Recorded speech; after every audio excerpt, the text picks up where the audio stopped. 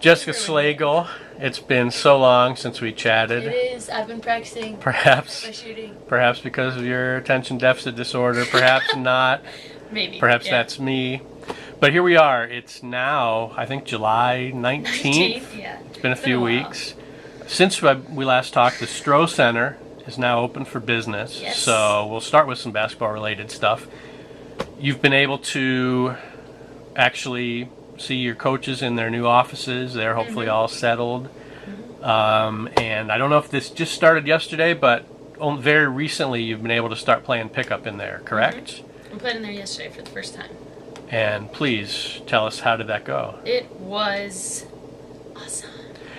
And I mean, I know we all loved Anderson Arena, still do. It's still there, but let's say, it's still there. How temperature-wise? Let's say if this had been last year and it was 90-some degrees in July and you played pickup in Anderson, would you have been a little warm?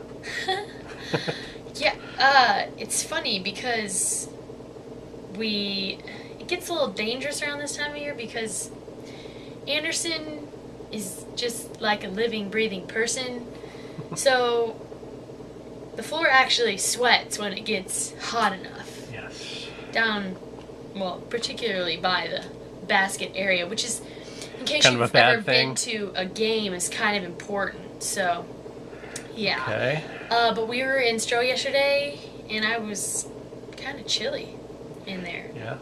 You were in the practice gym, I assume? Yes. Well, we were in the practice gym for a little bit, and then we went onto the main floor, actually. Nice. Which was awesome. Yeah.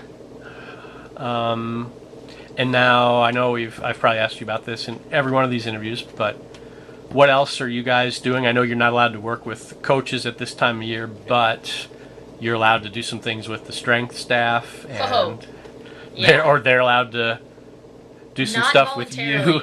Sorry. I'm just kidding. No, but also all 5 of the freshmen are here now. Yep. So I assume, and you can elaborate if you want, I assume there's been some nice bonding going on, both basketball and just kind of helping them get adjusted to classes and big city life in BG.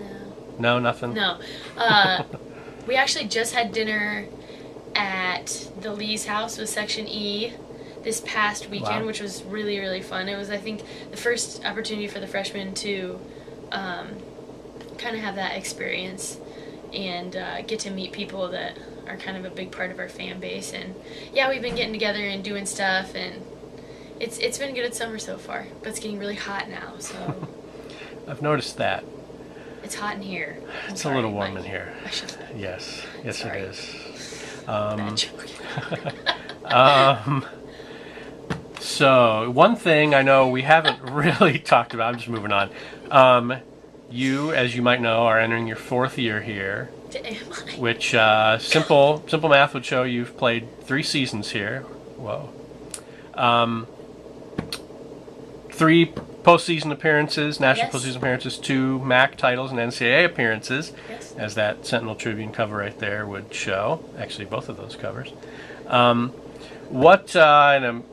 just off the top of your head, what on the court, what have been some of your favorite moments, whether it was a game, just a particular play? Beating Vandy last year was awesome. Again, on our home court. I mean, beating Toledo in the MAC Tournament Championship will always be one of my favorite memories. And not to interrupt you, but I sensed a slight lag. I mean, I guess personally for you, has it been kind of nice as well? Because you were only a freshman, but a couple years ago you were injured and you weren't able to play during the late season games, the tournament run. I mean, has that been, and obviously you've been a contributor here to the last 2 teams, both of which won MAC tournament titles. So, I mean, has that, I mean, I guess it's got to be tough, even though you're just a freshman, like, okay, I know I have 3 years left. I mean, I assume it was pretty hard for someone such as yourself to be unable to play. And well, I've told you this before. I'm so competitive that it kills me whenever I can't help. But you know what? It's funny because ever since then, because I got hurt the last game of the regular season that year, and ever since then, MAC tournament carries a whole new weight for me. Each year, I feel lucky to be in the tournament, to be able to play in the tournament, to just experience that, to be able to get on the floor to play. I'm thankful just for the opportunity now, not just to be there anymore, but to be able to play. So it was kind of a blessing in disguise, I guess. So that in that way, it was good. But that was tough that year. That was really tough. And I'm totally might be getting off on a tangent a little bit here, but I think part of maybe a nice part of the injury, you never want to get injured, but it enabled you to really enjoy Costa Rica, I think, without that pesky having to play in games. You could just, as I tried to, you could just take the opportunity to sort of annoy the coaches any way possible. Really, because we had 10 days of practice before. Yes. And I couldn't practice. Yes, you couldn't. There. Air quotes. You couldn't practice. No, I really. I mean, I'm couldn't. sure you. I know you. Really unlike couldn't. me, you probably would have. But enjoyed I it, mean, of course, I was bummed about that. But part of me was like, I know I personally enjoyed Costa Rica because for many reasons. But when the games rolled around, we were just playing in those tiny gyms with not a lot of people there, and so it was informal. I would sit on the end of the bench, and there you were, usually trying to. You know, you're laying down, trying to take pictures of your coaches during the game, or we're like, we want some pictures taken of us. I'm like, all right, guys, we'll act like you're doing something. They did, and I mean, I will back you up on video here that they did ask for all, you know, take some pictures. We're going to capture this full experience, and if that meant, you know, kind of camouflaging yourself and laying on the floor while the game was going on. Did I really do that? Camouflage part maybe not, but I believe if we went and found photo galleries, we could indeed see that. Yes, you did. Great. Now, obviously, as well, I'm jumping subjects again. Last year, there's a big senior class, and you had been here with all 6 of those kids. Maggie, your whole 3 years, because she would have been sitting out your freshman year. So they were here your entire time, and now you pretty much are the senior class. And Mary Beth, we know you're a 4th year Falcon as well, but I'm going in terms of, I think we're listing Mary Beth as a redshirt junior. So just for the purposes of this, we've gone from a senior class of 6 where you were able to both learn from them as you were younger and kind of have more people to help with the leadership role in the past couple years, to now you're the one senior. Is that any kind? I mean, are you excited by that, or is that at all intimidating? Or it's exciting. It's intimidating. It's, I mean, everything in between. It was weird, not weird, but it was very helpful last year having 6 seniors and being able to have something from every one of them. Maybe not just being outspoken in practice, but having the experience there and stuff. But now it's a complete 180. Because now we have 5 freshmen and, 8 underclassmen out of, like, the 15. So, over half of us are underclassmen. So, it's a complete learning experience for a lot of them. But that's also exciting, too, for me.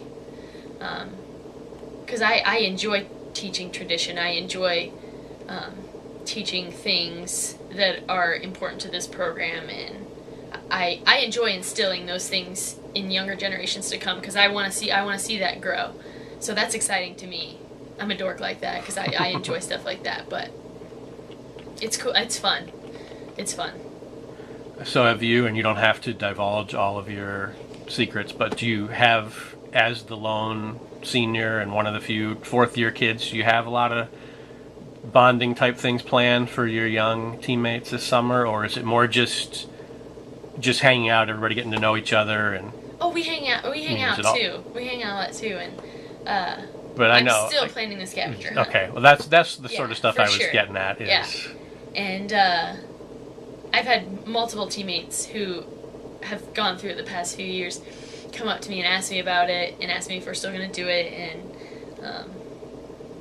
are all about, like, if you need help, let me know, because I'll help. I'm like, all right, I get it. But yeah, it's still on as of right now, so hopefully that'll follow through by the end. Yeah, it's coming down.